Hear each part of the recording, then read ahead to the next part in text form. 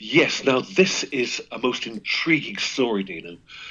First of all, Bashall Eaves is a little village, what we call a hamlet, really, consisting of a farm, a post office, a public house, and about 12 little dwellings. Hmm. Way back on the March the 18th, 1934, a farmer lived in the village. He was called Jim Dawson. He was very, very well liked. He had no known enemies. And that night, March the 18th, 1934, he walked down a country lane in total darkness to a public house called the Edisford Bridge. According to the landlord, John Barnes, he consumed 6 pints of beer, followed by a glass of gin, and then walked home in total darkness. As he walked back to his farm down this country lane, a car came from nowhere, and cars were quite rare for that period of time. The car headlamps illuminated a figure down the lane, leaning over a gatepost, looking up the lane towards him. The car went past, and darkness descended to the lane once again. Jim carried on walking. He was 800 yards from the back door of the kitchen on the farm where he lived when he heard a click from behind the hedgerow and felt a severe blow to his left shoulder and thought, he's thrown a stone at me. He quickened his pace.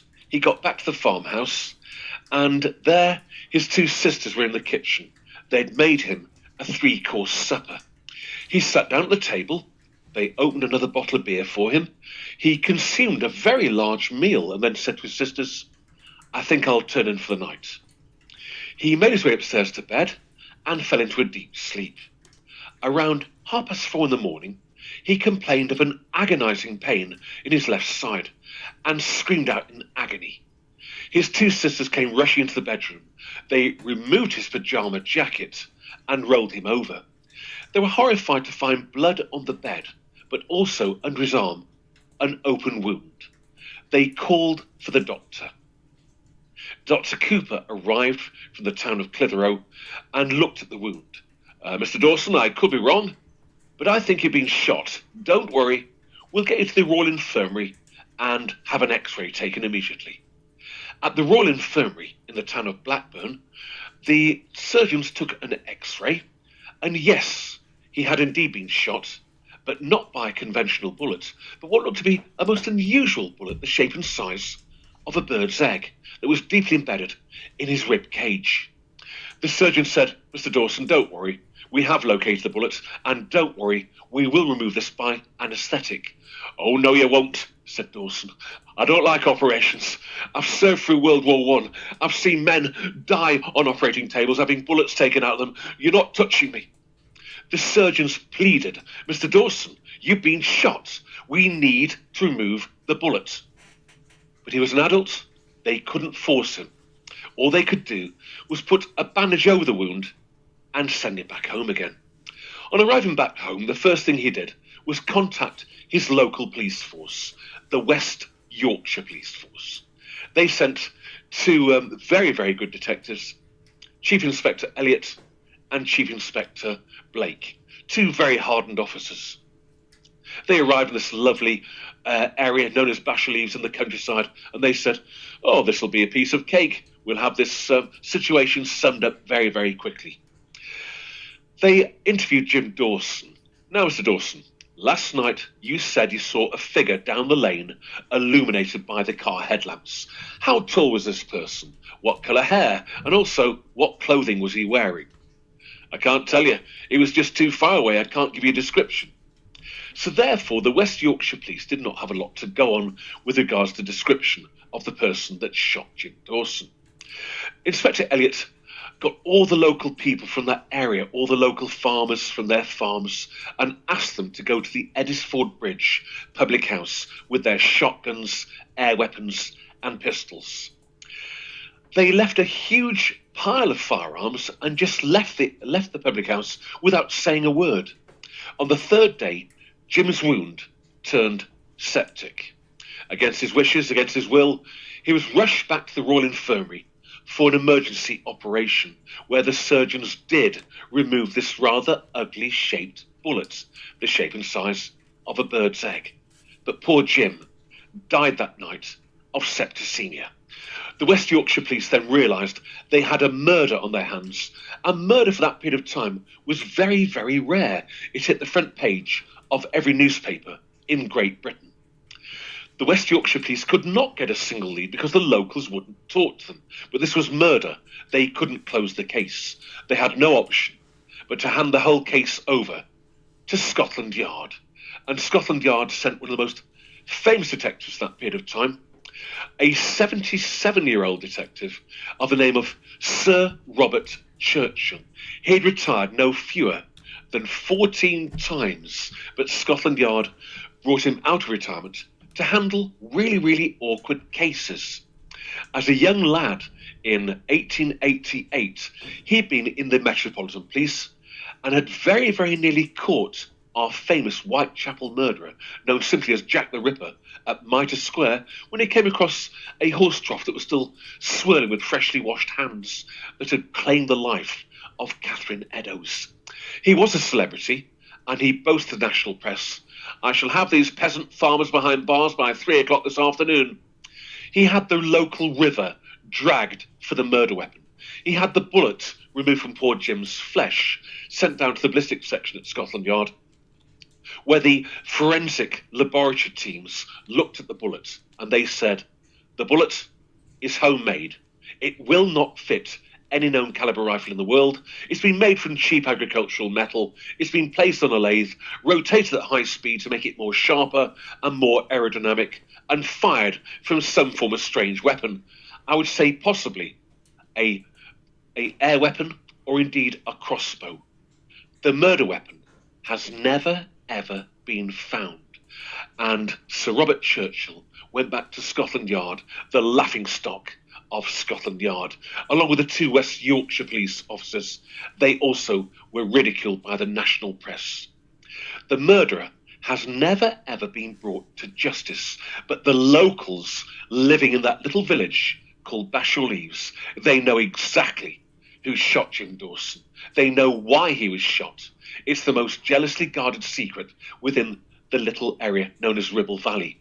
The village is known simply as the village that refused to talk. Some 20 years ago, BBC television tried to reenact the murder, to make a drama. Mm-hmm. But the locals became very, very hostile. They had some very, very good British actors. 2 of them were assaulted by local farmers in the area. They pulled out of the area and they filmed in a village in the West Riding of Yorkshire. When this film was broadcast on national independent television, the people of Bashall Eaves are so annoyed with the scriptwriters because they blamed the murder on a young lad called Thomas Simpson. Thomas did exist, but he was the only person that night who had a cast iron alibi. He was actually in one of the local hotels in Clitheroe called the Swan and Royal Hotel. He was so inebriated due to heavy drinking that he spent the night in the snug bar, sleeping under one of the tables, and didn't leave until 11 o'clock the following day. The village is known simply as the village that refused to talk. Now, what has amazed quite a few people is that Jim's ghost has been seen down that very lane. He was seen quite recently by a British postal worker who was delivering post on, would you believe, Christmas Eve 2011. He was driving his postal van at 6:30 in the morning in total darkness towards the farm where Jim used to live. As the postal driver drove down the lane, very near the gate where Jim had been shot all those years ago, a figure came from nowhere and went straight for the engine block, through the dashboard, through him, and out of the back of the vehicle. The postal worker was quite shocked and nearly crashed the vehicle. When he got back to the sorting office, he told everyone, and nearly everyone laughed at him, apart from 2 elderly postal officers who said, "Don't worry, lad, you've seen the ghost of Jim Dawson. We have also seen him." It's almost as if the ghost of Jim wants to tell the police or tell someone who actually shot him all those years ago. We may never, ever find out. The village is known simply as the village that refused to talk. Wow. What a title, too, The Village That Refused to Talk. Oh, my God. And I hate to keep giving you so much praise, Simon. I mean, but I cannot emphasize enough how much I love this. I mean, I am an old soul to begin with, okay? So my period of time is that 30s, 40s type of thing, you know? And this just takes me right back. And I just... It is, yeah. It's the most amazing story. Again, if listeners would like to go to Google search, just put in the Bashall Eves murder, and you'll see all the Scotland Yard detectives. You'll see the team that tried to track him down. Of course, in those days, of course, we had what's called the death penalty. If you murdered anyone, you would indeed be executed. You'd be hung by execution. Oh, yeah. And in the 1960s, of course, in Britain, the death penalty was actually absolved. But in those days, of course, murder was quite rare in Great Britain because of the death penalty. Wow. And all of your stories, they're true stories, right? I mean, you're reacting. Very, very true. I find, I do cover a lot of ghost walks, of course. I find the best way to conduct any tour is not to read about people's experiences, but go and meet them, talk to them, and get their story. Yes. And that way you get a really, really good story, of course. Oh, yeah, for sure. And the way you do it, I don't know if I've ever heard of anybody else doing quite what you do. I mean, there could be some more people over there, doing it the way you do. I'm not sure, but hey, what you do is great. Keep doing it. It's awesome, and you can tell you enjoy what you do, that's for sure. I really do, Dino. And last year I went to the city of Nottingham, and beautiful city, Nottingham, and I was invited to what's called the Galleries of Justice. It's like a theatre.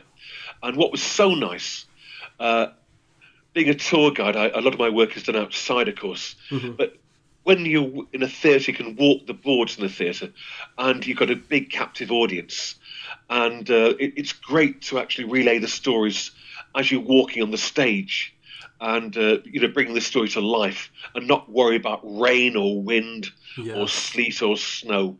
It's great fun, and not just ghost stories, but stories about anything, really. Oh yeah, for real. I mean, you were talking about you do your weekly thing it's like a 5-minute segment, but I've often thought to going back if I was a little bit younger and had a little bit more time. It's never too late, but I would love for there to be old-time radio shows now. You don't get that really on the AM stations or the local broadcasts, really, at least in the USA that I know of.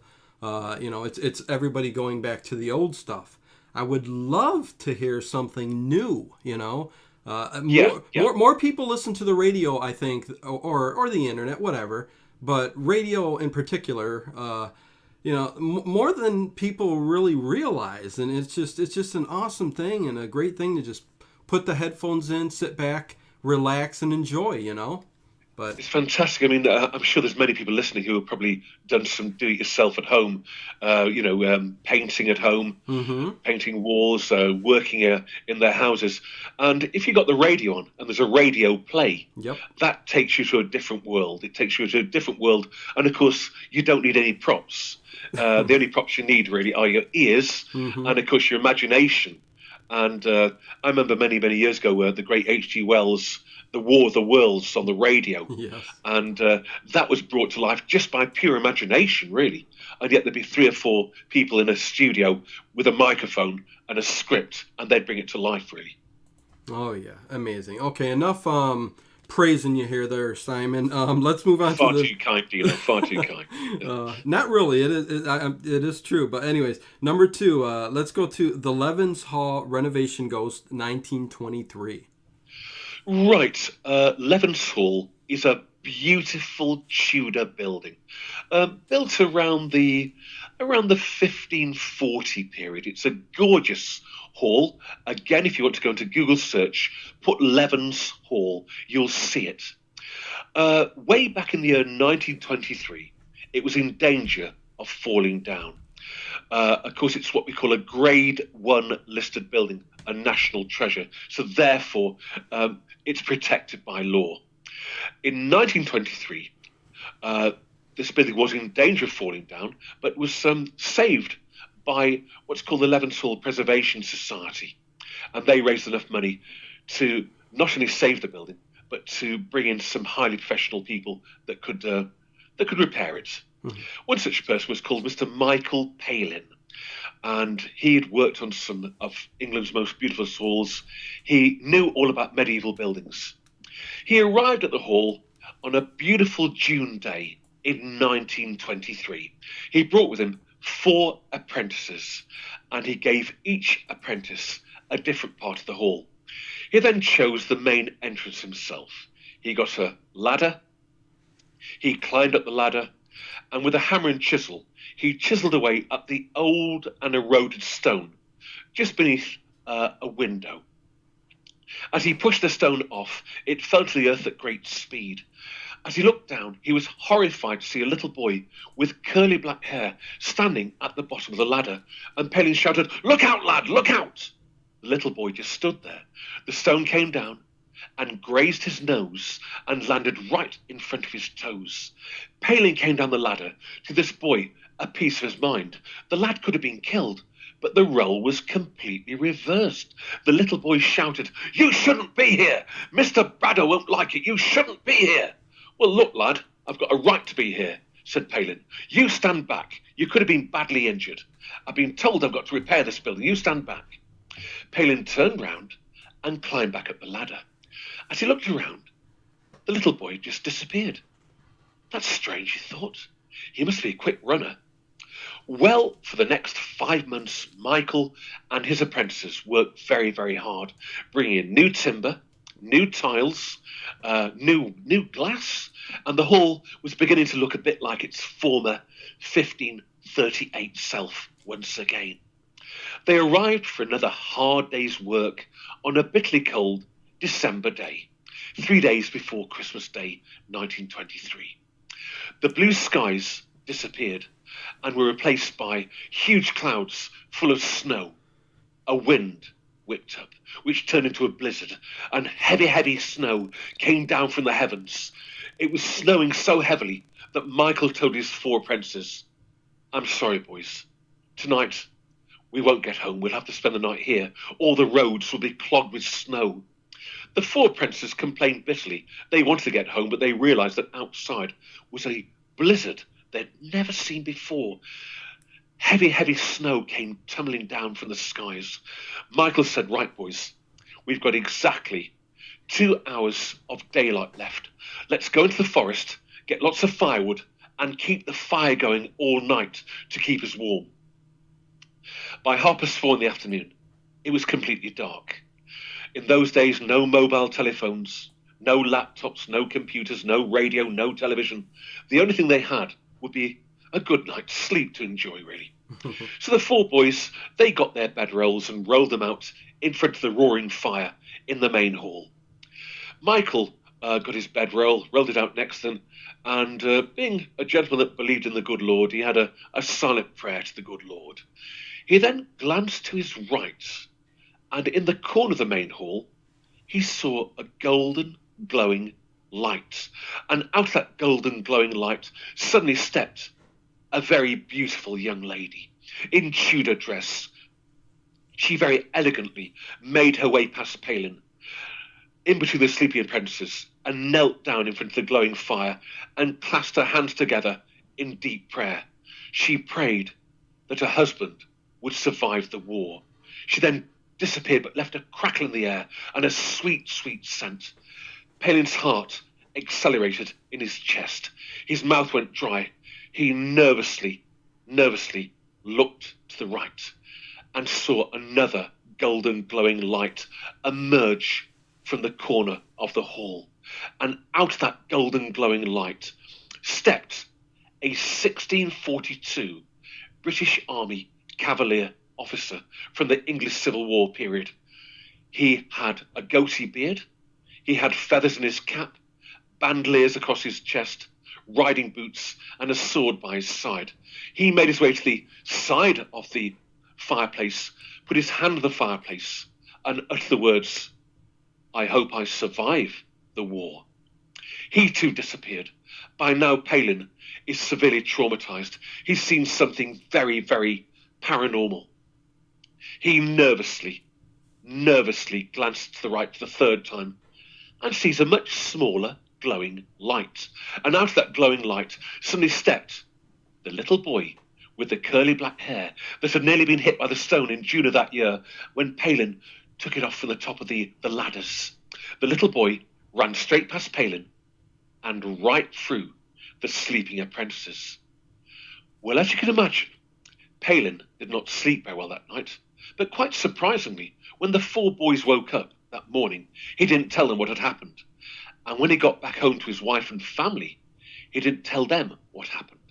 But some 20 years later, as a very elderly gentleman, he was walking past Levens Hall, as he had done on many occasions, just to admire his handiwork, and he saw a military vehicle belonging to the Royal Air Force, the RAF, parked outside the main entrance. He thought, Royal Air Force, what are they doing there? He walked across the lawns and made his way into the main hall, and he saw two Royal Air Force personnel admiring the fireplace where he'd slept all those years ago. One was a female in Royal Air Force uniform, the other was a male. As the door clicked, they turned round and Palin entered the room. He made eye contact with the young lady in the RAF uniform and just stared at her. Quite naturally, she felt very, very embarrassed. Can I help you? May I help you? She said. Her companion, the officer, then intervened. Can we help you, please? Palin recognised the young girl in the RAF uniform to be the same beautiful young girl he'd seen walk out of the golden glowing light in the Tudor dress in 1923. And he told her. She burst into tears. Mr. Palin, I don't disbelieve a word you've told me. I don't disbelieve a word you've told me. But I'm from the city of Leicester. I've never been to Westmoreland in my life before, but as we drove past in the staff car, I shouted, stop, stop, stop! I know this place. I've been here before. And you, Mr. Palin, have just answered my anxieties. And what a great story that is, Dino. Oh, wow. Yeah, well, you better believe it. Very paranormal into the night. Hey, and you know what? I would suggest anybody who is loving this and interested, go check out Simon Entwistle's page or go look at Top Hat Tours, because start following this guy because I mean it's mostly tours and stuff like that, but I guarantee you I'll have him on again and you'll hear him. So yeah, this is just amazing, Simon. Let's move on to the next one, the disappearance. Sure. Oh wait, do you have some tea or something to sip on? Are you fine? Yes, I've got a cup of tea by my side. Okay. Also, I'd just like to mention I do have a book which can be bought on Amazon or Kindle, and it's called Ghostly Tales of the Unexpected. And you can buy this on Amazon or indeed Kindle under Simon Entwistle, Ghostly Tales of the Unexpected. There you go. Yeah, and I will post that in all my groups, so thank you. and in the descriptions and everything else. So I will do that. Yep, Simon Entwistle. You can also look up Simon Entwistle on Amazon too. It'll come right up. So very cool. Yeah, and if anybody out there's listening and they love what he's doing, contact them. Let's see. The disappearance of Emily Holland, 1875. Oh, yes. Yeah. There we go. A very, very true story and a very, very touching story. We're going to make our way now into the town of Blackburn. I'm sure many of you have heard the album by the Beatles called Sgt. Pepper's Lonely Hearts Club Band. There's a very, very famous slot called The Day in the Life, and they mention 4,000 holes in Blackburn, Lancashire. Well, this is the town of Blackburn, and it was a textile town. Everyone who lived in the town of Blackburn would work in textiles in the 1800s. This is the story of a young girl called Emily Holland. Emily is 9 years old. She's walking home from school with her two brothers on the 25th of October, 1875. As she makes her way past a public house called the Wheat Sheaf, she suddenly just disappears. Her two brothers carry on walking and turn round. Where's Emily? That's strange, she must have run up ahead of us. When they got home, Emily wasn't there. and Emily's mother and father were very, very concerned. They rushed down into the town of Blackburn and went straight to the police station and told the police, "Our daughter, she's not come home. She's just disappeared." "Don't worry," said the police. Inspector Potts, Inspector Eastwood, and Detective Livesey started to organise search patrols of the whole town of Blackburn. A day passed, another day passed, and another 5 days passed, and Emily wasn't to be found anywhere. You can only imagine her mother and father must have been very, very distraught and terribly concerned. On the 8th day, a gentleman called Mr. Peter Fairclough took his dog for a walk in the local park. The dog came out of the park with some newspaper in its mouth, saturated in blood. Fairclough grabbed the newspaper and said, "Get that out of your mouth," and tugged the newspaper. As he tugged the newspaper from the dog's mouth, out came a child's hand. Fairclough was deeply upset by this, and it wasn't long before the police arrived, Inspector Eastwood, Inspector Potts, and Detective Livesey. It was blatantly obvious that the limb belonged to a child, and they were 99.5% convinced that the limb belonged to Emily Holland. An hour later, a Mrs. White was walking to work, and she tripped over some newspapers in the gutter, and she turned round and picked up the newspaper, which was quite heavy, again saturated in blood. As she opened the newspaper, she was horrified to find the torso of a child. She was violently sick, and of course the police arrived, and Eastwood and Potts took the newspaper with the organs back to the police station and had a look inside the newspaper. Inside the paper that had been found that morning was lots of human hair belonging to different human beings. And Eastwood said, "I've got it. Whoever committed this despicable crime on this young girl committed it in a barber's shop. I believe the murderer is a barber."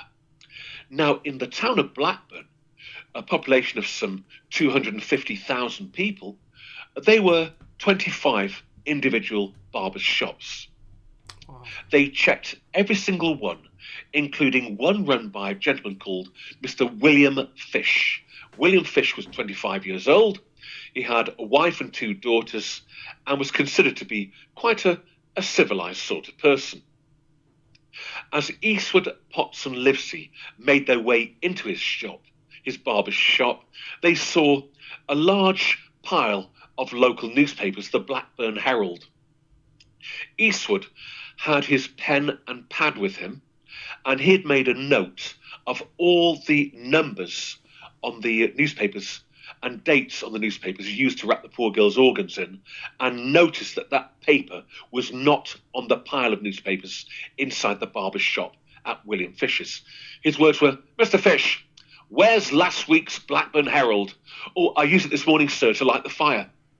And they accepted the story.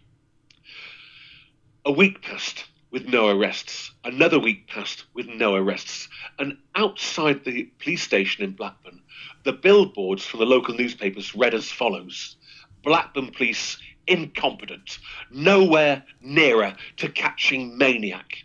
And this really upset them, but they couldn't get a single lead.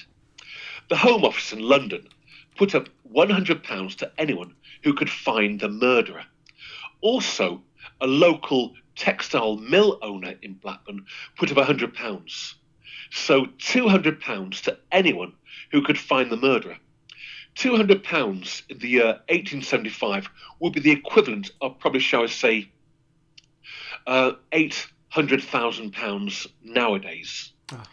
Who should pick up the gauntlet but a 13-year-old boy from the town of Preston, not too far from Blackburn? He was called Peter Levine, and Peter wrote a letter to Blackburn Police. "Sir, I have a dog, sir. He's called Morgan. He's a collie lurcher cross. He has a marvellous smell. He's marvellous at smelling scents. He will find your murderer."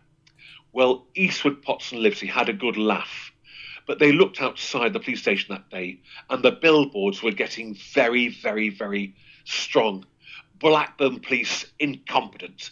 Blackburn police no good at their jobs, not worth the ratepayers' money. They should be sacked.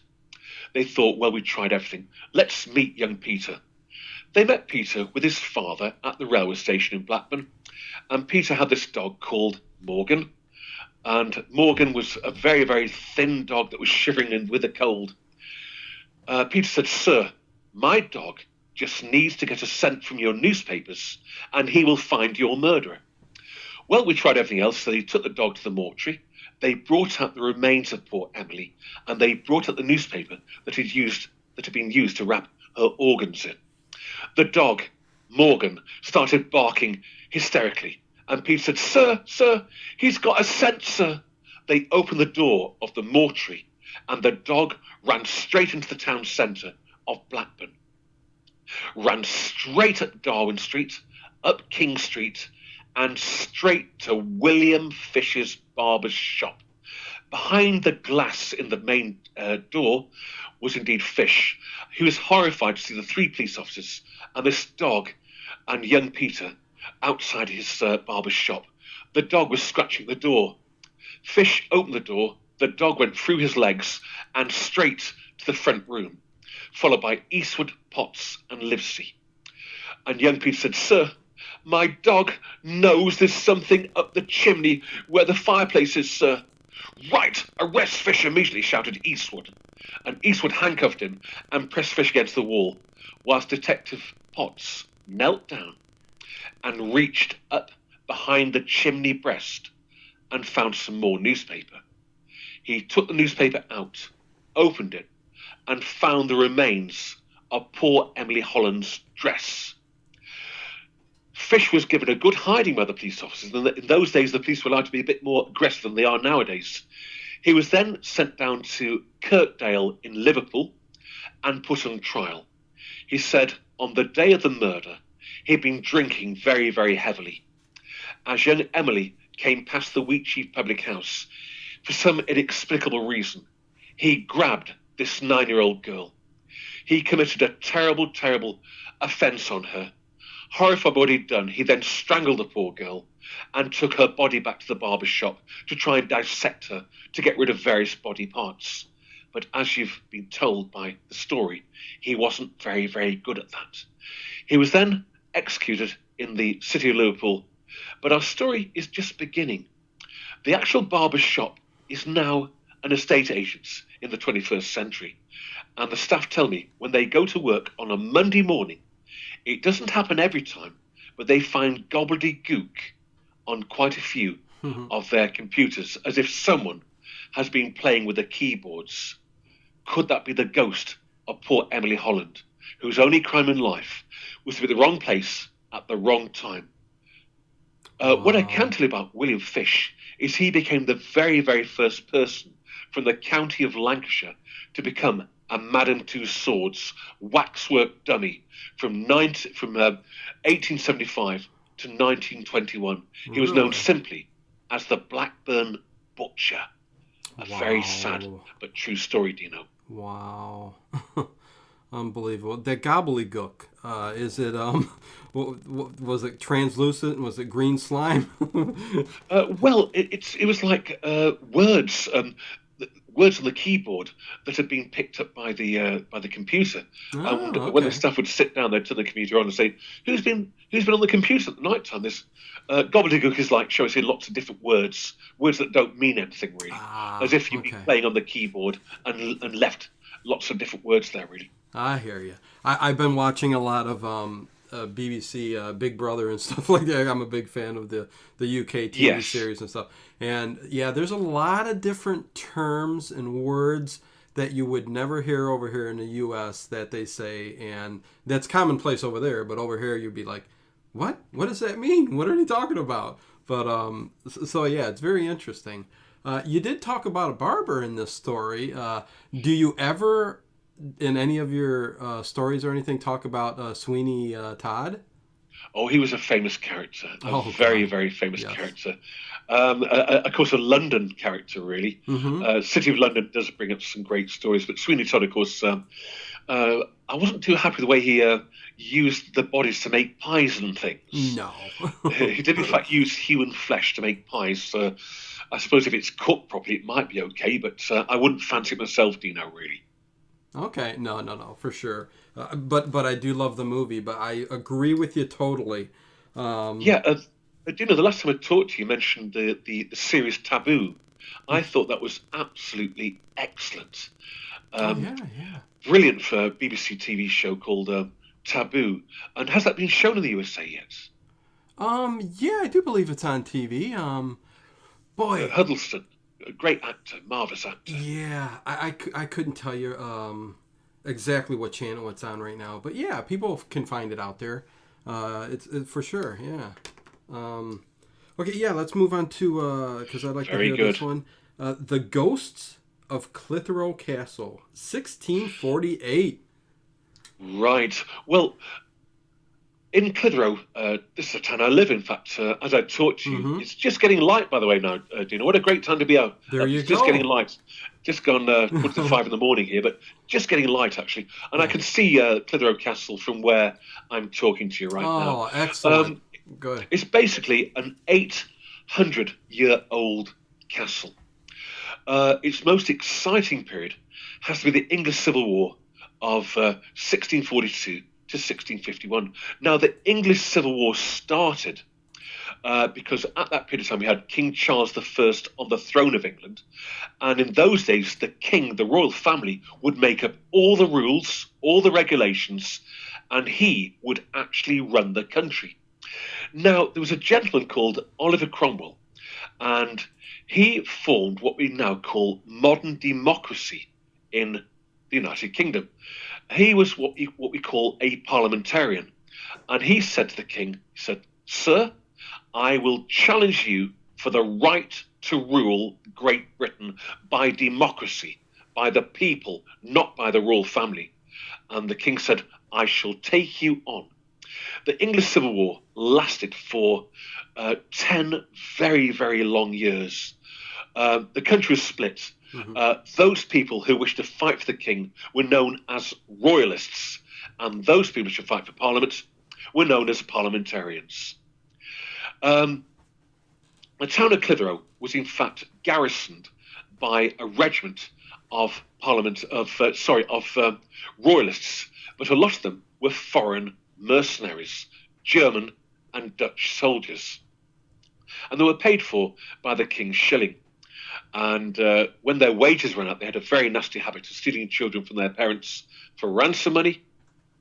If their parents did not pay any ransom money, the children were cruelly murdered. And we know from looking at the town's records this actually happening. The garrison commander was called Captain Cuthbert, a most ruthless man who took anything he wanted: food, clothing, people, cattle, anything. The people of the town of Clitheroe, they hoped and prayed that one day Oliver Cromwell and his parliamentarian government troops would arrive to liberate the town. And they did do on the 18th of August, 1648. They brought with them this huge army of some 48,000 men. And with the army came a huge cannon, a breaching cannon called Humpty Dumpty. Humpty Dumpty now is still with us, but is actually in Bermuda. Mm-hmm. It's on display in Bermuda. It was a huge cannon designed for breaching castle walls. The actual cannonball was a huge thing. So you'd pack it with gunpowder behind it and then fire the projectile at a wall and it would punch a hole through it. Humpty Dumpty was brought up and they used it on Clitheroe Castle. The hole is still there to this very day. The white flag was raised and the royalist army surrendered at the castle. A crude POW camp was built that night, and in the early hours of the morning, 3 royalist officers escaped, but their uniforms quickly gave them away, and on the orders of General Ashton, they were brought back to Clitheroe Castle for execution by beheading. This execution would take place in front of their fellow POWs to deter any more escapes from the POW camp. Each man had his hands tied behind his back. He had to kneel down and if they were very, very lucky, have their heads severed from their spinal cords with one swish of the axe. The three men brought forward were Captain Rockcliffe, Lieutenant Casewell, and Lieutenant Aitken. In the case of Lieutenant Casewell, it took 3 attempts to actually sever his head from his spinal cord. He must have died in absolute agony. Before each man lost his life, he shouted the words, "God save the King!" because the Lord King Charles I, even in their last second of life. We now pick at this story many, many centuries later on a bitterly cold April morning in 1982, when a police car made its way up to the castle in the early hours of the morning for a smoke break. It just shows how busy the police were. They were sitting in their squad car, enjoying a cigarette. They kept the engine running to keep them warm. And above the sound of the engine, they heard the words, "God save the King!" "That's strange," said the sergeant. "It's just gone 2:30 in the morning. A Tuesday morning. Who in the right mind will be up there at that time of morning? Let's get our torches and we'll go and investigate." They got their torches from the squad car and made their way up the steps and into the castle. They shone their torches on the wall, and all of a sudden, one officer screamed in terror.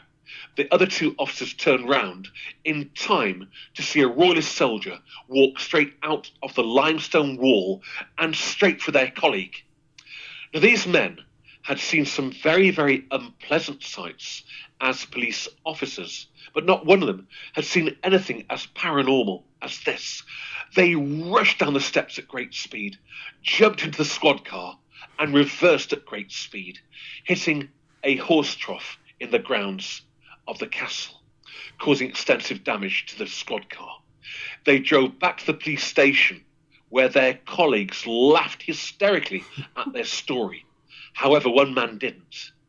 He was the desk sergeant, the duty sergeant. His words were as follows: "Don't worry, lads. I believe you. I've been a bobby in Clitheroe for 25 years, and I too have seen the ghosts of Clitheroe Castle. Aitken, Casewell, and Rockcliffe." Wow. Unbelievable. What a story. Jeez. I actually met those 3 officers, and they've all now retired, of course. Okay. And you can always tell, Dino, when someone is pulling your leg. But these guys were very, very honest and very, very, very shaken by what they'd seen. Yeah. But it is a very true story, but a very, very touching one as well, really. Mm-hmm. Yeah, I'm sure. Ghost hunters that go up to the castle to try and conjure up the spirits of these people. It does happen sometimes. Ah, interesting. Yeah, I mean, I would guess you doing it as long as you have been. You've got to know when people are telling the truth. I mean, it's most of the time you can tell, unless you're a very good actor. But yeah, I did just post, anybody listening, I did just post a link in Paranormal Into the Night Facebook group and the page for Simon Entwistle's book, Ghostly Tales of the Unexpected. And his name is Simon Entwistle. Last name, you spell it Entwistle. So there you go. And yeah, did I ever ask you how you actually got into this? Well, I've always had a fascination with ghost stories. Let's be honest, it is a very, very fascinating subject, really, isn't it? Oh, yeah, for sure. I do get invited to schools and colleges to give talks. And when I go to show, say, a lot of the junior schools, the teacher will say, "Simon, I wish I could get the same attention when I'm teaching mathematics and English and geography." But a good ghost story will always catch the imagination of everyone. You're on a winner with a ghost story every time. Oh yeah. Did you actually go to get an education in this and history and stuff, and then it just slowly evolved into this, or did you just go head into it? Well, I suppose really my dad, he was a marvellous chap. I can't remember if I told you this story, but if not, do remind me. My dad was the sort of man that would never lie about anything. Mm-hmm. He was a very, very honest man. And he told me probably the finest ghost story I've ever heard. Yeah. And it's a story that really does fascinate me. We're going to turn the clock back now to 1963. I was just a young lad, some 7, 8 years old at the time, I think. Mm-hmm. And my father bought a beautiful old Victorian house in what's called the English Lake District, a very beautiful part of Great Britain. I remember as a young boy getting into the removal vehicle with my sister and elder brother, my mum and dad, and all our worldly goods in the removal vehicle.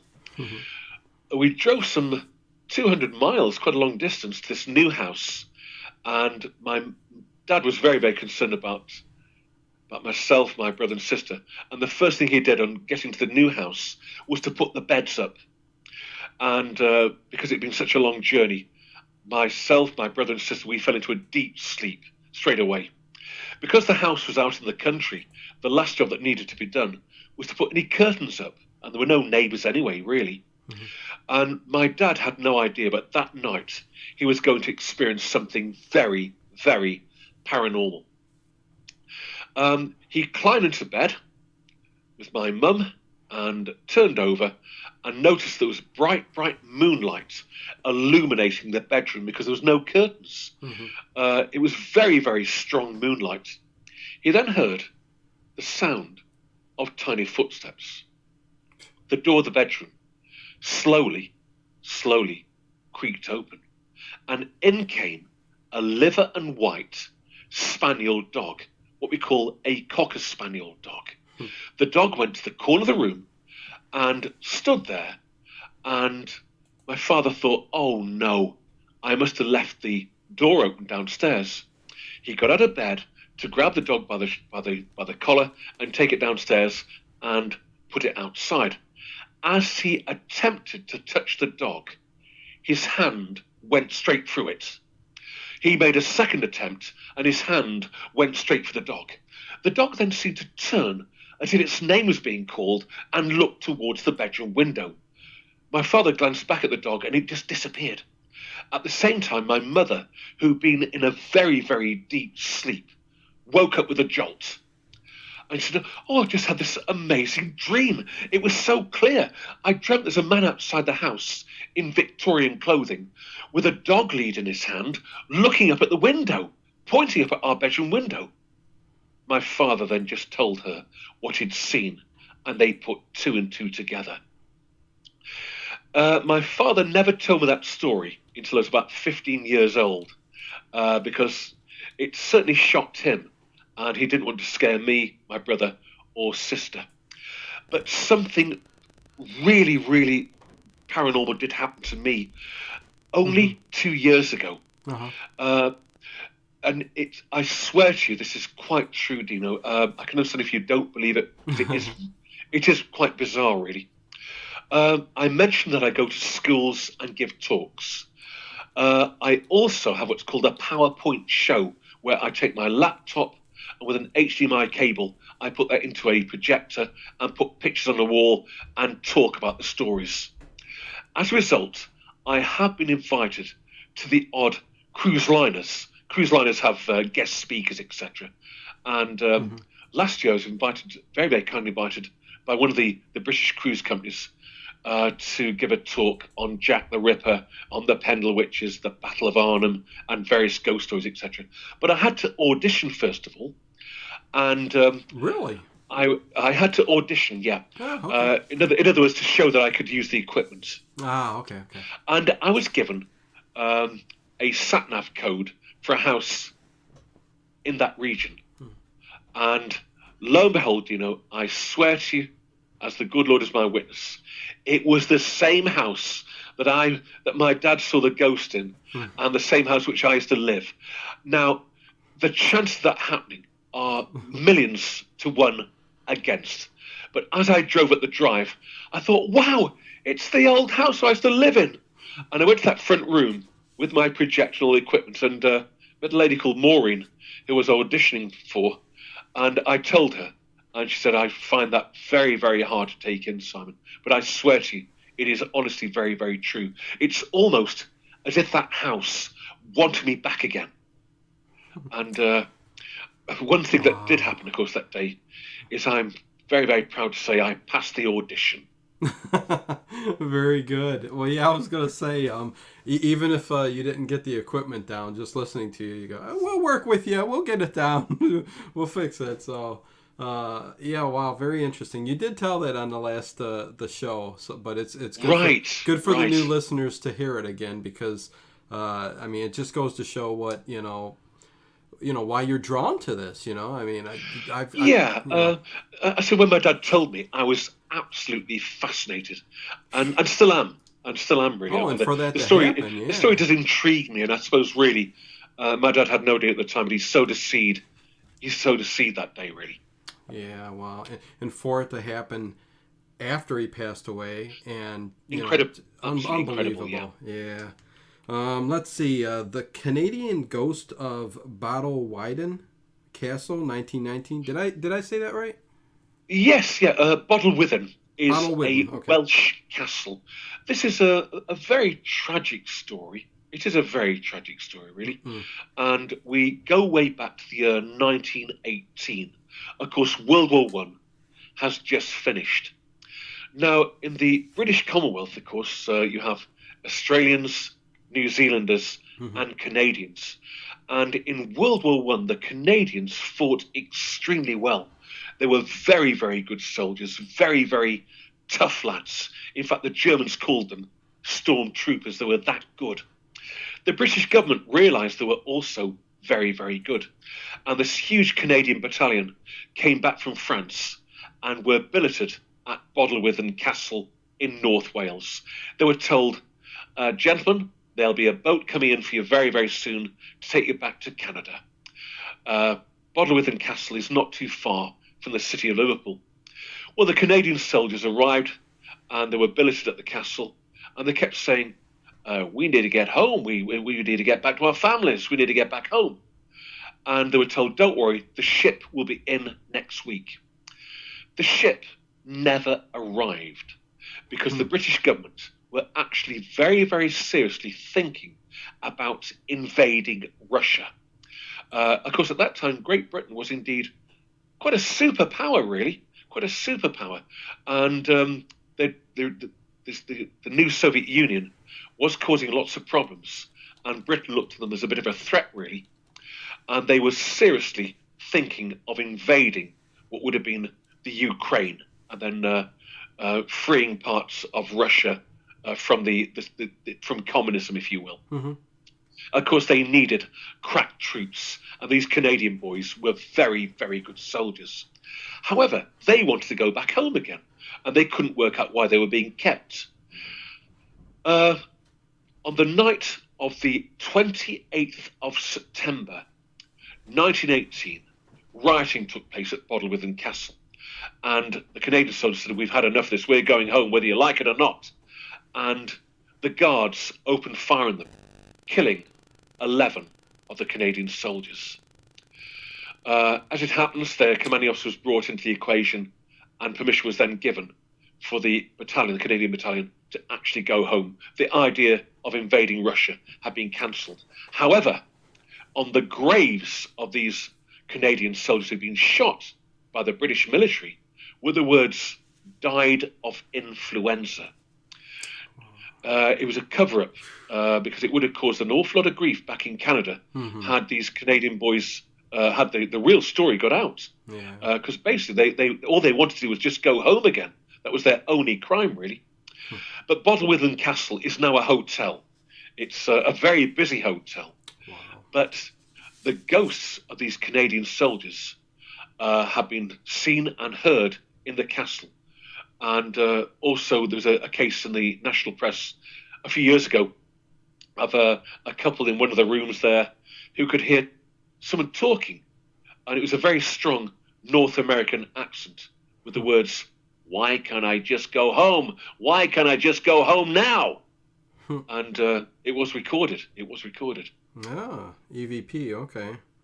Hmm. Yeah, very interesting. And I mean, with war comes a lot of that kind of tragic stuff, and covering it up too, because people don't want a lot of those evil deeds to get out. So No, and it was an evil deed, really. I mean, these poor yeah, lads, they'd fought so hard. no, The Canadian losses in World War One were absolutely tragic. mm, I've been to Belgium, I've been to France, and I've been to look at these huge cemeteries in northern France. And there's a place called the Menin Gate and a place called Ypres, mm, where on the Menin Gate it's a huge memorial, and it's to those poor lads that don't have a grave. okay, So many people actually lost their lives in World War One in trench warfare. yep, Sometimes their bodies were just completely disintegrated, and in some cases they'd actually drown in the mud. And so the mm, names of all those boys that lost their lives under such sad circumstances are on the Menin Gate. And there's an awful lot of Canadian boys and Australians and New Zealanders, and of course British as well. yeah. The early wars were just, oh my God, so barbaric, and yeah, The like you. First World War was Oh, absolutely tragic. definitely, yeah. But of course, Mm, the Americans came into the war and made a huge difference. yeah. A huge difference. In fact, I think it's fair to say that without American help, World War One would have gone on and on and on. And Yep, those guys actually settled it very well, really. for sure. Well, let's go to Punch Bowl Inn, Ned King, 1739. Well, this is a great story, a fabulous Oh, story. this one is? Uh, it's a brilliant story. They all are, Simon. It's a very touching story. This one, really. Um, we'll go back to that period of time. Now, the Okay. Punch Bowl Inn is a beautiful public house.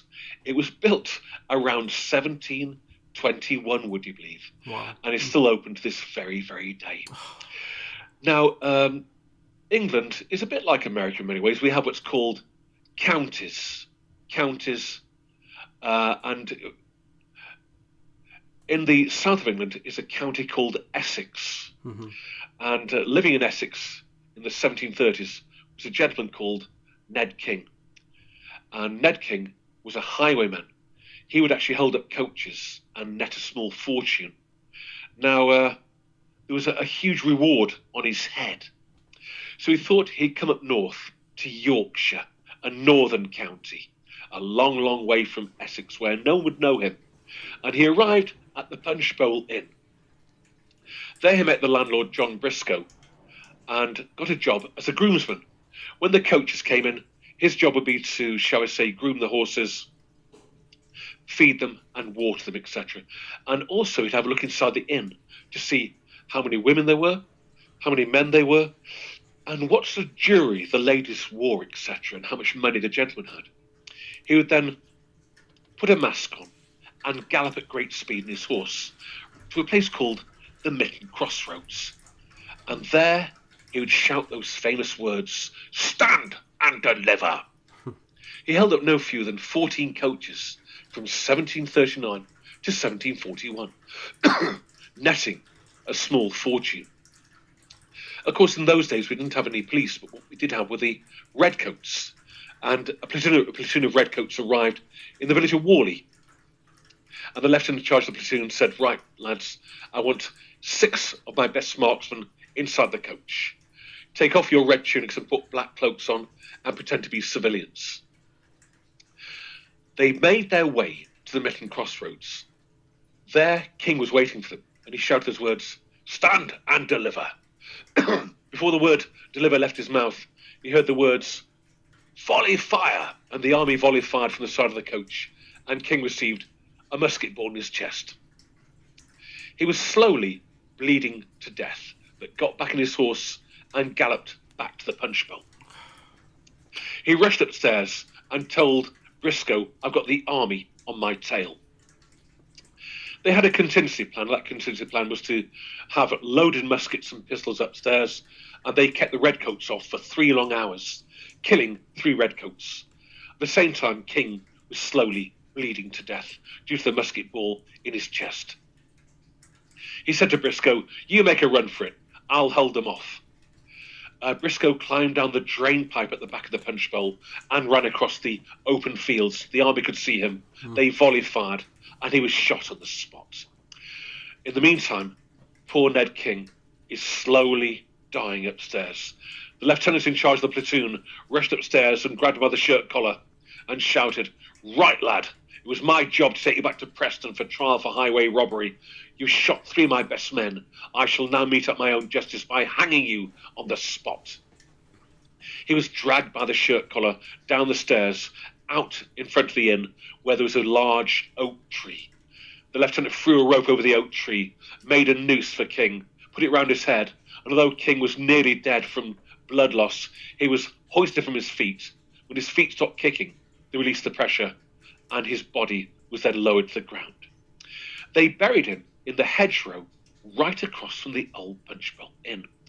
His ghost has been seen by many, many people, and I'm going to choose just 2 stories relating to him. Okay. In the year 1976, we had a very, very hot summer, a most unusual hot summer in England, with no rain from March to September. Very, very unusual. The sun was very hot that year as well. Because it was so warm and dry, a farmer very, very near the punch bowl complained bitterly that his barn was on fire. He contacted the fire brigade, and a tender was rushed at great speed, a fire engine tender, made its way from Clitheroe to the Mytton Crossroads. When they got there, they thought, this fire is too big, we need some more help. So the nearby town of Blackburn dispatched a fire tender, and the Blackburn fire crews raced at great speed towards the Mytton Crossroads, where King, all those years before, had held up the coaches. The driver shouted, "Oh no, there's a bloke and a horse right in front of us!" And they ran him over. They broke every rule in the fire brigade's training manual on stopping a fire engine on its way to a fire.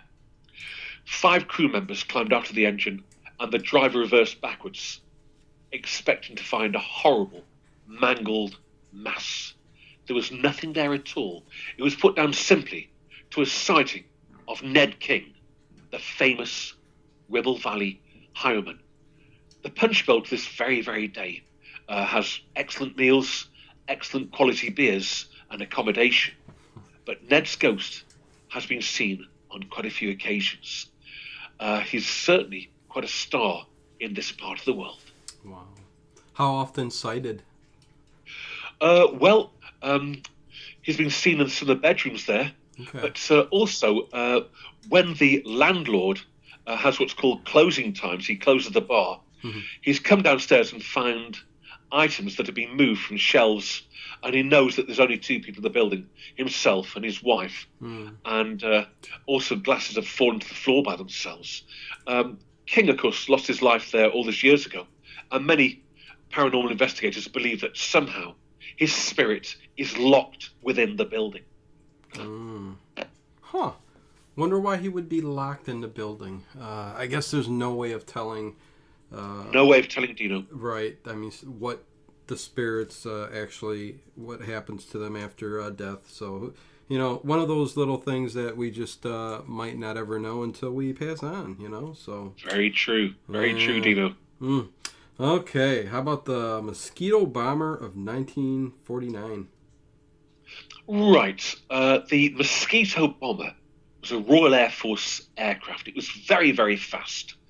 It had Rolls-Royce engines, and for that period of time was extremely fast. It could take on the German aircraft very, very easily, particularly the Focke-Wulf 190, which claimed so many flying fortresses from the United States 8th Army Air Force. But the Mosquito could keep up with it and actually shoot them down. Yeah. Way back in 1945, of course, the Royal Air Force and the United States 8th Army Air Force, they were getting new jet fighters, and the jet fighters were replacing the turboprops. But the Royal Air Force did keep one of the Mosquitoes for a weather plane to actually check on the weather, etc. One night in 1949, a Royal Air Force officer, the name of John Cadman, took off in an aircraft called the Lightning, the English Electric Lightning aircraft. flew from Germany back to England. As he was flying through an electrical storm, his instruments went a bit wonky, if you will, and he couldn't get his compass to work. Uh, he had a limited amount of fuel, but was very, very worried where he was. He didn't know if he was flying back to Germany or flying out to the North Sea or flying towards England. He needed some help, and he got on the radio, but the radio wasn't working due to the electrical storm that had damaged his instruments.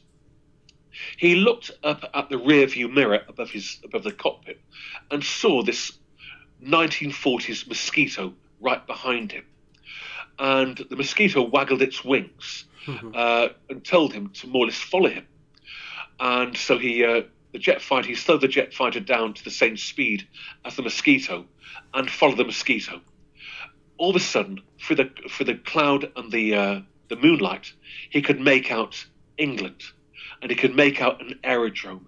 He landed at the aerodrome and glanced up, but there was no sign of the mosquito whatsoever.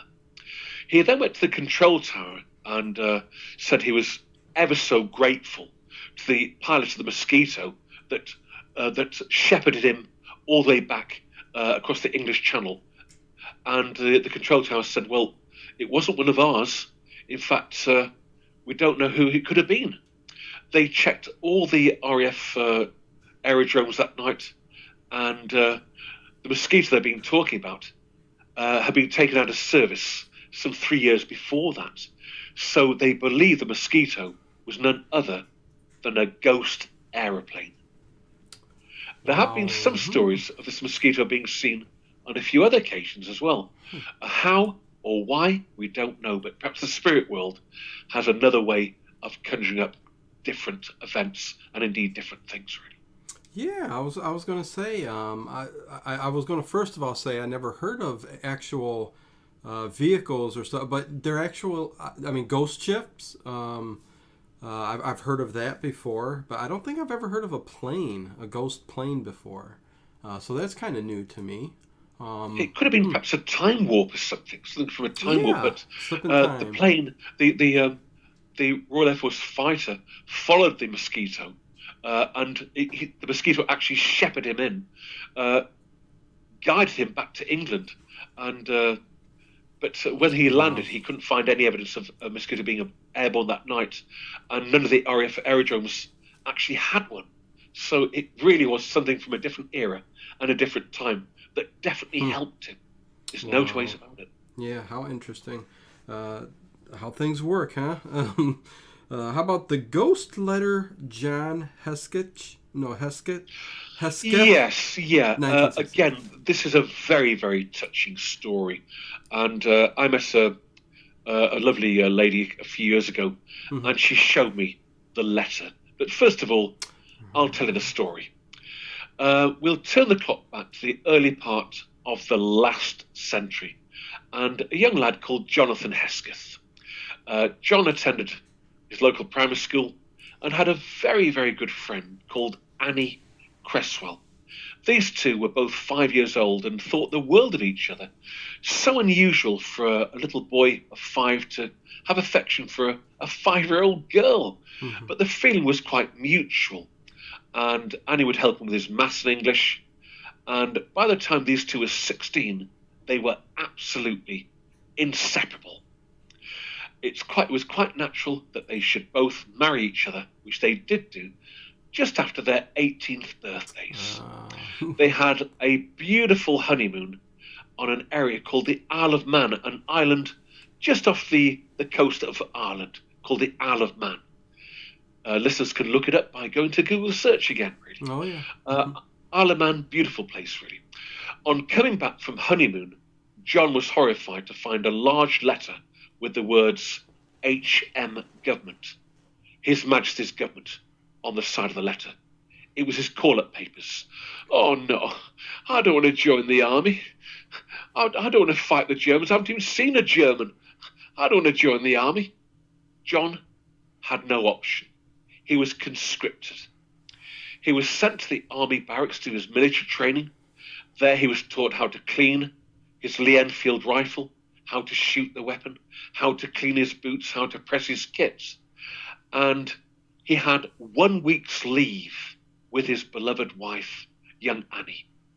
Every second, every minute, every hour of that leave must have meant so much to this young lad, because he knew he wasn't going to see his 19th birthday. He affectionately kissed her on the railway station and hugged her for the very, very last time. And as the train pulled out of the station, the steam and the smoke swirled down the carriages past him, and his lovely wife disappeared into the smoke. He sat down in the railway carriage, and he felt terribly upset. The only thing that helped him was that nearly every man in the carriage was going through exactly the same situation. They arrived at a horrible place called the Somme battlefield in France. And as they made their way up towards the communication trenches, the sergeant major said to each man, "Right, lads, could you just quickly write a letter to your loved ones?" John took his haversack off and quickly wrote a letter to his young wife, Annie. He then placed the letter in an envelope, and the sergeant major took each letter from each platoon member. He withdrew his bayonet and skewered all the letters, and then placed the bayonet in a sandbag at the top of the trench. At exactly 7:30 on the 1st of July, 1916, these 90,000 young men down a 25-mile trench advanced towards the German lines. They were told, "Oh, don't worry, boys, this'll be a piece of cake. We've been shelling the German lines for 3 days and 3 nights. There were no barbed wire left, huge gaps in the German trenches, and we'll all be in Berlin by Christmas." As it happens, the German trenches were so well dug that the British shells just bounced off them. And at the end of that terrible day, the blackest day in the history of the British Armed Forces, some 38,000 young men had been killed by 12 o'clock that day. Within 3 minutes of leaving the trench, young Johnny had been killed instantly. At that period of time, his young wife, who loved her husband so much, felt there was something wrong. She always felt like a shiver down her spine.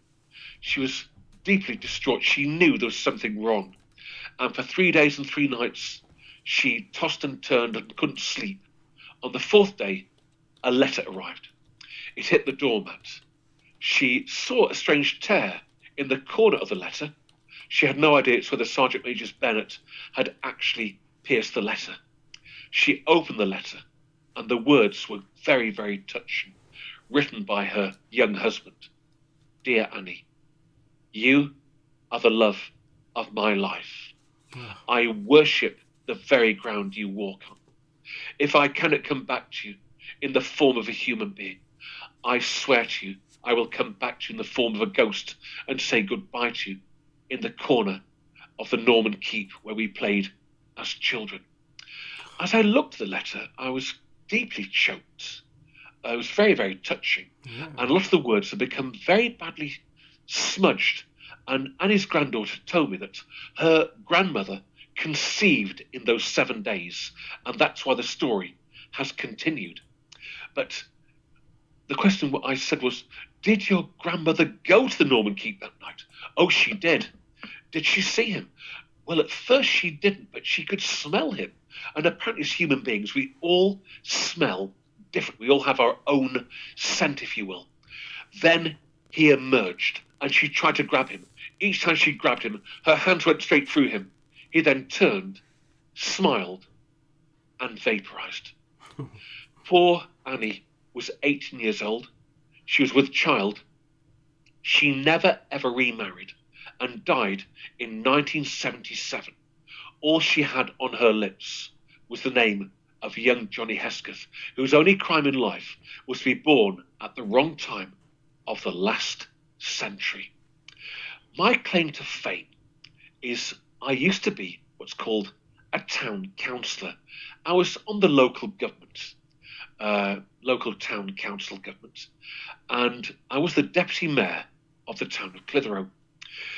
On Remembrance Sunday, of course, here in Great Britain, we all wear poppies, and we have a day of remembrance where wreaths are put on all the war memorials throughout the whole country.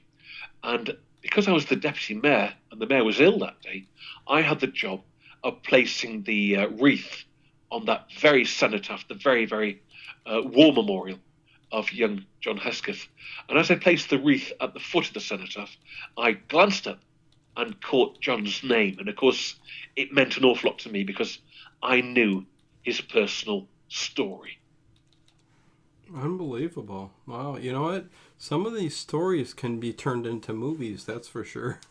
I mean, without a doubt. Well, again, I think really, with it being radio, you paint a picture.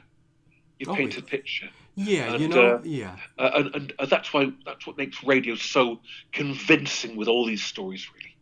Yeah, and again, I mean, that's really what I love. I mean, I from the very beginning when I was a younger child, and I think my first experience was a little radio, okay, with my headphones. Well, no, did I have headphones back then? Because it was mid '80s, something. Anyways, I was listening to a Christmas special. It was like right around Christmas, and I think it was like a Christmas Carol. I do believe it was a while ago. Oh yes, but yeah. but that I turned it on. I was listening in bed, late at night, and ever since then I was just hooked. I'm like, so even now up until this day, I go to bed when we're done here. I'm going to hit the bed with my iPad, check my podcasts, and listen to some old shows. And yeah, closing the eyes, just letting the imagination go, and just painting that picture. Nothing better than that. I'm sure you agree. Very much so, Dino. Yes. Yes. So let's move on to Lady with No Hands. Right. Again, a very, very tragic story, this one. You could say it's alcohol related. We're going to turn the clock back to 1923 and a town in the county of Lancashire called Accrington. Living there was a lady called Maud, and Maud had a husband called William, and William was sadly killed in an ammunition factory accident. Maud was left with a young daughter called Gracie. Gracie was just 6 years old. Quite naturally, Maud had lost her husband, and she didn't want to be left on the shelf, if you will. She wanted to find another husband for security. And she had the misfortune of meeting a man called John Worley. John Worley was 7 foot tall, blue-eyed, blonde-haired, and considered to be a very good catch for any young woman. 7 foot. Wow. So they married. Now, in those days, a lot of working-class families could not afford to buy their own homes, so they lived in what's called lodging houses, or flats, or council homes, etc. They moved into a lodging house run by a very brave lady called Miss Hallgood, and she was 60 years of age, and she looked after everyone that lived in the lodging houses. Now, John Worley had a huge problem. He liked drinking alcohol, not just 1 or 2 beers, but drinking every night and getting severely inebriated. With the alcohol, he would also become quite aggressive. And Miss Horbury, who ran the lodging house, did not like seeing young girls being abused under her roof. And she had a word with Maud and said, "Look, Maud, don't worry. I can chuck him out. I know that he's been abusing you." And Maud said, "Oh, yes, I wish I'd never got married. Please throw him out." "I will do," said Miss Horbury. She packed his suitcase, and when John came down for his breakfast, she said, "There's your suitcase, you're out." "Why?" said John. "I'm not seeing women abused under my roof. You're also drinking too much, you're out." He turned round and pointed at young Gracie. "I'll get back at you through her," pointing at the little girl. He then left at great speed in a violent temper, and Maud went down to the police station and said, "My husband has threatened me and my daughter, And the police said, well, don't worry, we'll keep an eye on him. Whereabouts is he living now? He's living at a place called Claret Street in Accrington. We'll keep an eye on him. For 3 days and 3 nights, that's exactly what the local police did. They noticed he was drinking quite heavily, but making no attempt to go back to the lodging house or indeed to see his wife and stepdaughter. They decided there and then to stop the surveillance. A very, very silly mistake. On the 4th day, John Worley had a very good drink. He was quite inebriated, and he walked straight to the local primary school where he saw young Gracie playing in the playground. He walked across and grabbed her by the hand and said, right, we're going to go and see your mother. Now the head teacher came rushing out, Miss Westwell, and said, excuse me, what are you doing? I'm decking my daughter. You can't do that. Have you got any permission? He reached into his pocket and produced a letter which he'd forged and gave it to Miss Westwell.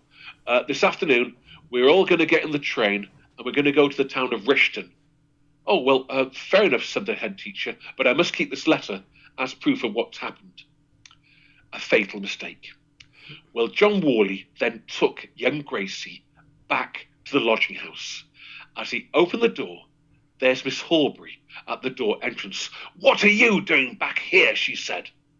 All of a sudden, this 7-foot man hit Miss Horbury so hard, with one blow he broke her jaw and her teeth spilled across the floor. She fell to the floor. Worley's not just happy with this, he repeatedly kicks her.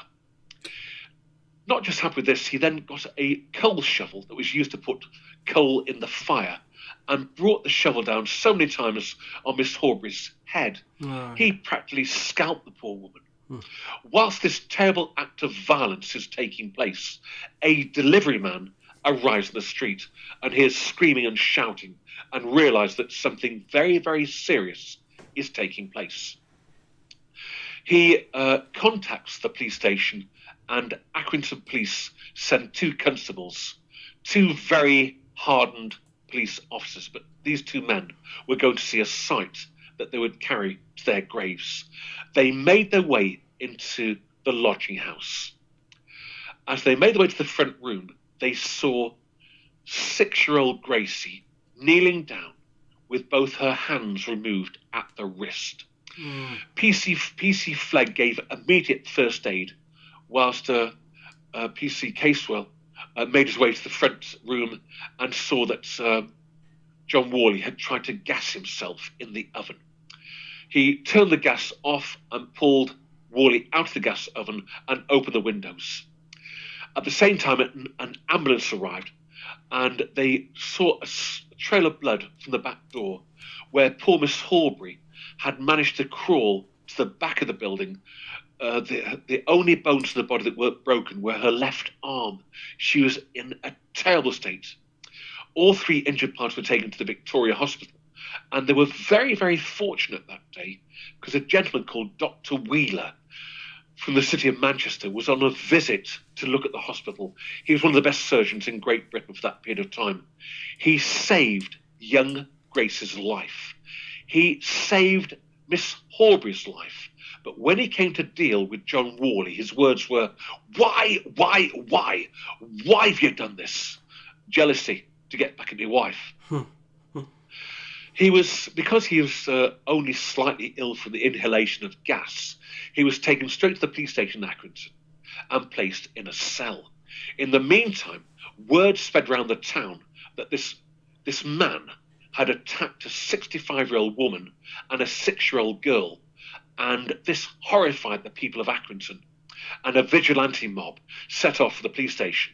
They broke into the police station, thrown the police officers to the side, and got to the cell, but the cell door was locked. They wanted to literally lynch John Worley for what he'd done. More police reserves arrived, and they dressed John Worley in a police officer's uniform to disguise him and got him out of the police station and straight to Preston City Jail. 5 months later, the trial began, and he was brought back to Accrington. He was brought into the Accrington courts, and there was young Gracie sitting there with no hands. And the judge she told the judge how he'd very, very cruelly cut them off with a cutthroat knife. Miss Horbury was there as well.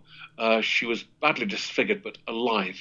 And the judge said, because young Grace is still alive, because Miss Horbury is still alive, I cannot try you for murder, but I'll make sure you never ever walk the streets of Accrington ever again. I sentence you to life imprisonment. Now, I do tours in that town, and I do use that story on my ghost walk. The very, very first time I used it, Dino, something very, very strange happened. As you've gathered, it's not a nice story at all. In fact, it's a horrible story, let's be honest. It really is. I mean, terrible, yeah. We went to number 2 Victoria Street, the lodging where it actually happened. With me that night, I had local radio, I had the Mayor of Accrington, I had the local press, and they were doing a story on the new tour in Accrington. Now, normally, when I've done a tour, I just switch off.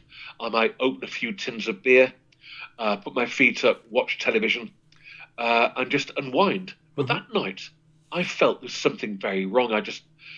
I couldn't get the story in my head, really, and I climbed into bed, and my son, who was only 12 years old at the time, came rushing into the bedroom in the early hours of the morning and said, Dad, I'm having nightmares. The curtain lifted and came back, and I got out of bed, and I could feel a wisp of wind in the bedroom, and I just uttered the words, John Worley. Then there was silence again. My son got back into bed. The following day, I was doing a guided tour at Sarnsby Hall, this lovely building, not too far from where I live. And there they have a resident medium, a chap called Gary Johnson, a brilliant guy, really. And he put his hand on my shoulder, and through his medium skills, he said, Simon, what you did with that story in Accrington is you resurrected the spirit of John Worley, and you brought him back home with you. And who am I to say I didn't? But a very, very frightening story, really. Ay. That's what's scary about doing a lot of what you do. Well, I mean, not too scary. I mean, what's the worst that can happen? They do reach out from time to time, these spirits, but yeah, wow. I must say, when I did convey the story for the first time, the local press were quite horrified, and so was the mayor and the local radio people. But it is actually part of the history. What I can tell you is, young Grace, God bless her, she had lost both her hands, but she did marry. She had 5 grandchildren, and died at the age of 87. But the people of Accrington actually raised £15,000 for her, and through the national press, another £100,000 was raised as well. But she was known simply as the lady with no hands. It's quite an unusual story, really. Yeah, it makes you wonder how the guy got away with, if he did anything else other than this. I mean, that's just a horrific thing to do to somebody, and for them to have survived. I think alcohol is the real culprit, to be honest with you. Yeah, that makes sense. No, alcohol never helps anything, for sure. The ghost ride to the hospital, 1963. Yeah. Now this is an intriguing story. Sounds it. Which came from the county of Cumbria, and a gentleman called John Burroughs. John Burroughs lived in a different state, different county, and he would go and see his mum once a month. He would drive a good 300 miles to go and see his mum. And on a beautiful August evening in 1963, I think it was, he was driving down a lane, a country road, really, that would take him to the town of Kendal. As he came round a bend, he saw a young girl on the road verge wearing a white dress with a blue, almost like a blue sweater, if you will, a blue jumper. But one half of the white dress was saturated in blood. So John could see her from a distance away and slowed the car down, wound the window down and shouted, "Are you okay?" He said, No. I've just been knocked over. Please take me to the hospital. Okay, get in. So he opened the door, and this girl hobbled in and sat next to him and he put the seatbelt on her and then drove at great speed towards the hospital. As he got to the hospital, he reversed into the parking lot. But before he'd finished parking, this young girl had unclipped her seatbelt and opened the door and hobbled across the courtyard and up the steps into the casualty department.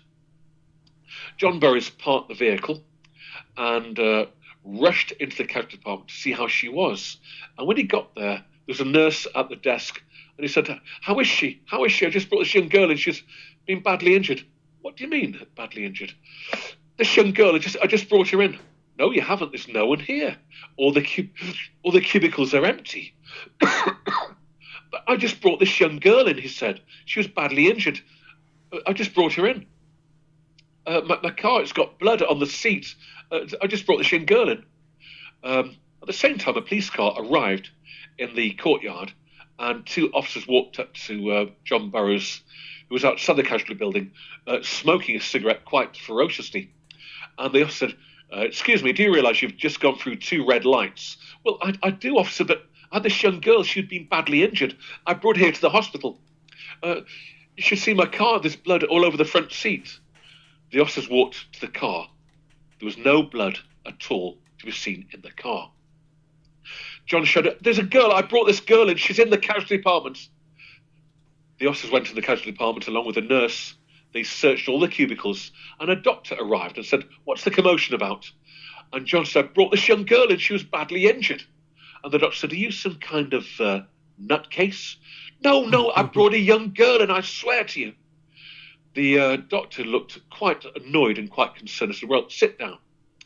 He then reached into his desk and brought out a newspaper that was exactly 1 year old and put the newspaper on top of the desk. John looked at the front page of the newspaper and saw the same young girl he had brought in that night. The doctor explained, a year ago tonight, this young girl was brought into the casualty department. She'd been knocked over by a car, and we fought for 6 hours to try and save her. And you come in and said you brought a young girl in. John said, excuse me, doctor, it was her.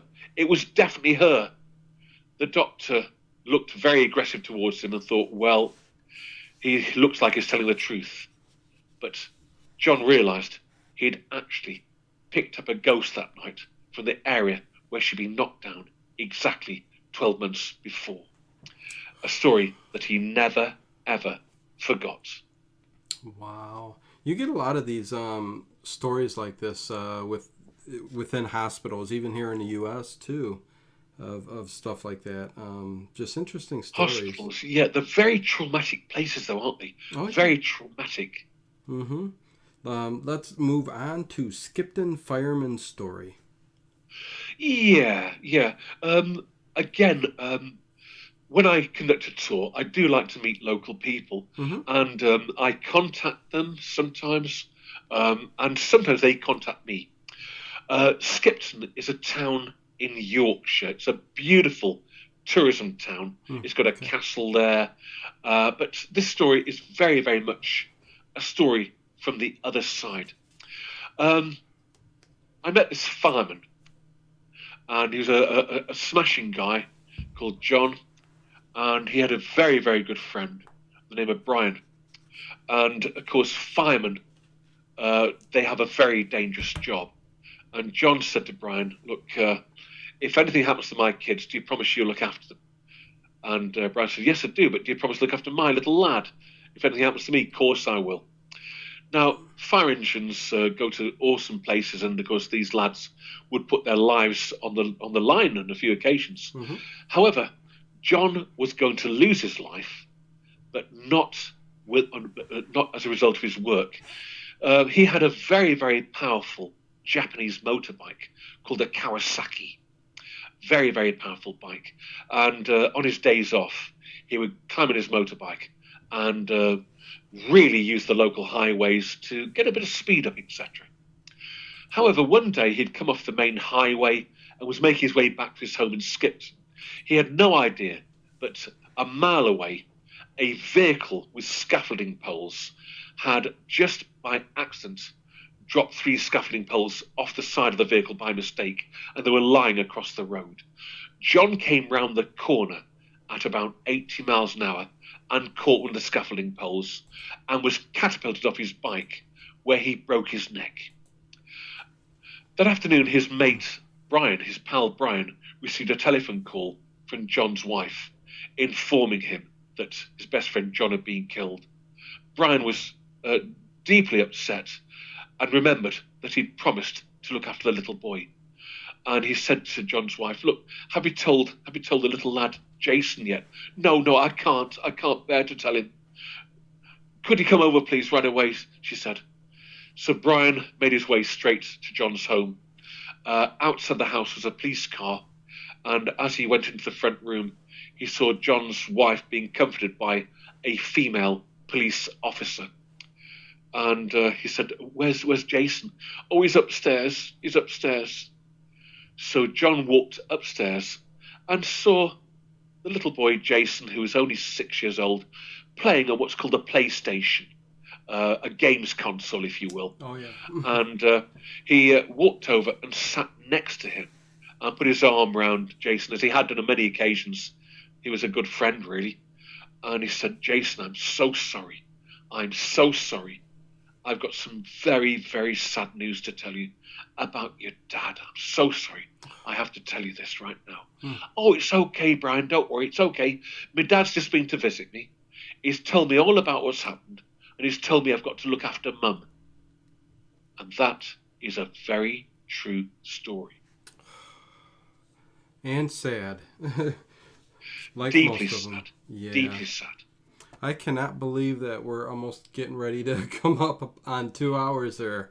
Wow. The stories. And we still got quite a few stories to go. So here, let me get another one in here. Plug drawing riots of 1843. Oh, yes. Yeah. Sounds interesting. That's a great story, Dino. A great story, yeah. Yeah, let's go for that We'll one. turn the clock back to 1842. Now, I keep mentioning textiles. Up in the north of England, at one time, Great Britain used to clothe the world.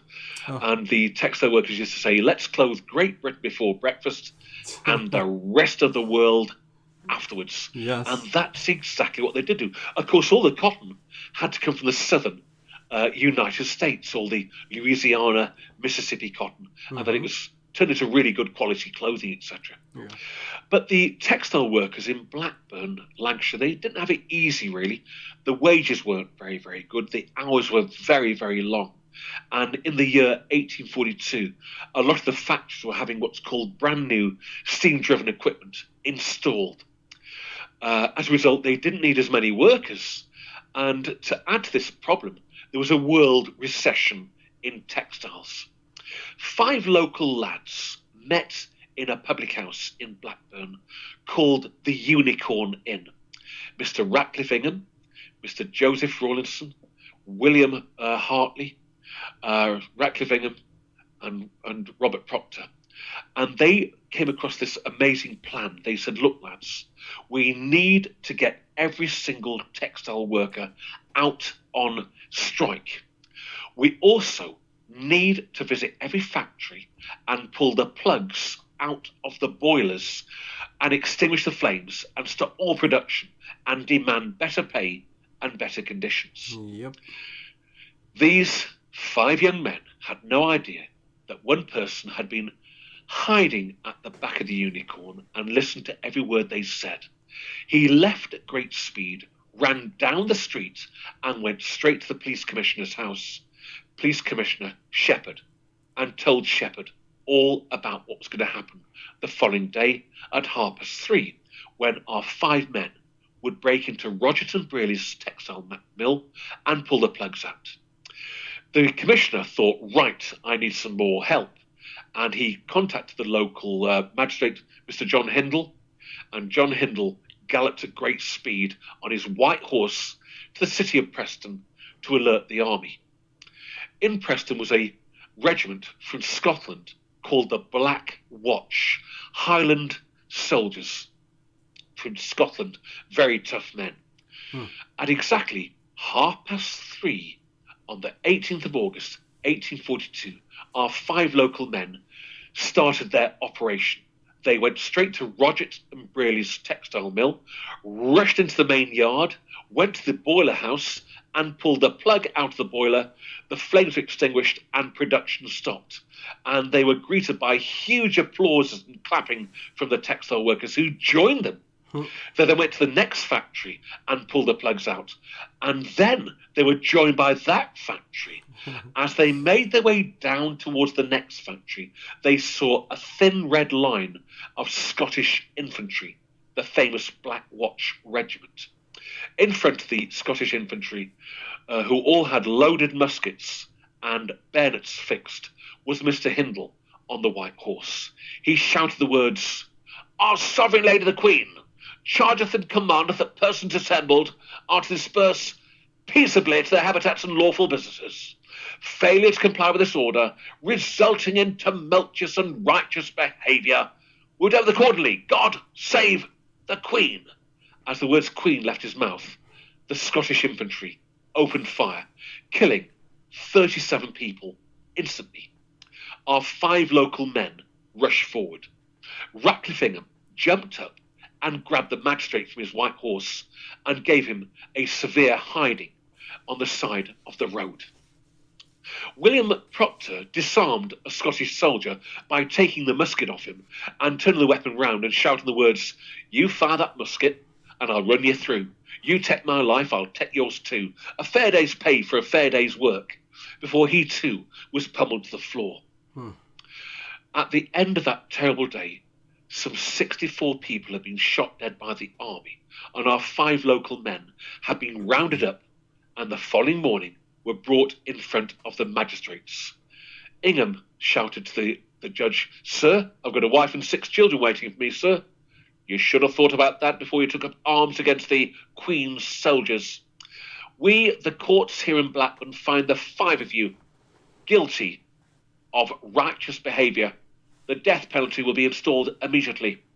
Our 5 local lads showed no emotion whatsoever, and this seemed to concern the judges. They thought, right, let's commute the death penalty. We'll have the 5 of you sent straight to Australia to serve your sentence in Australia. Our 5 local lads arrived in a place called Brisbane, Australia, where they were worked to death. They never saw their native country ever again. The people of Blackburn, of course, well, they were horrified what had happened, but the textile barons who owned those factories made sure that all the damage was repaired and paid for from the wages of all their staff. They never ever had it easy. However, one country recognised these people more than anyone else.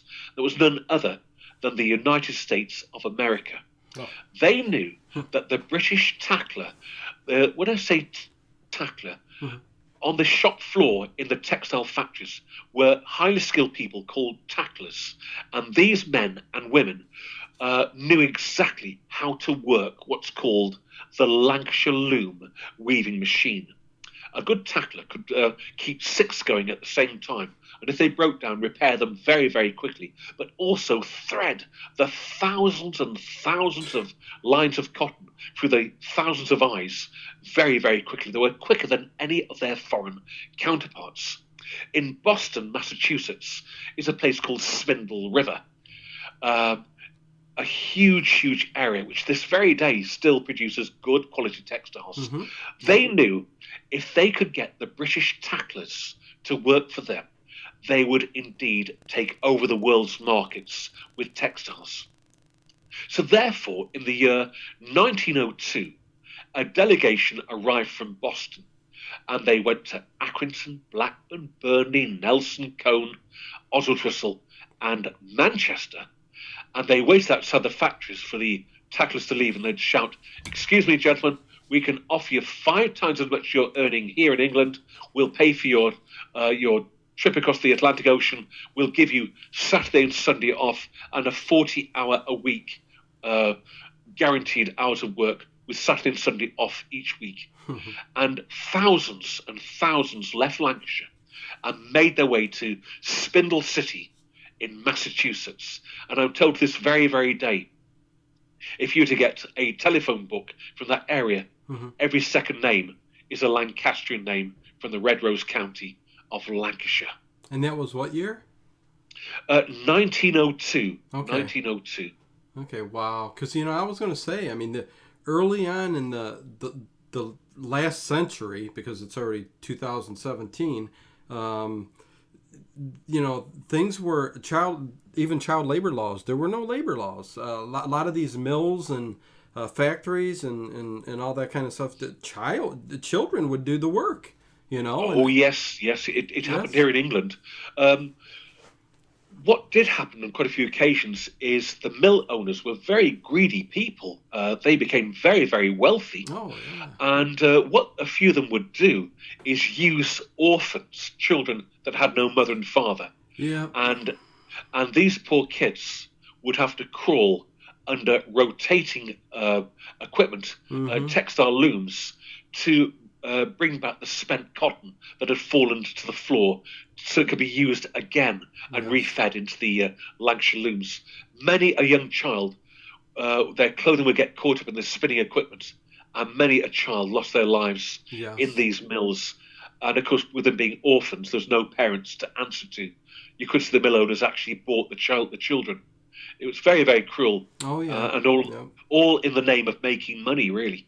Oh yeah, that's how the world worked back then until the laws came into effect. I mean, we have stories over here similar to that with children in some textile mills where the children would do exactly what you said, and many lost their lives for money going into the pocket of the rich. So yep, that's very much so. Yeah.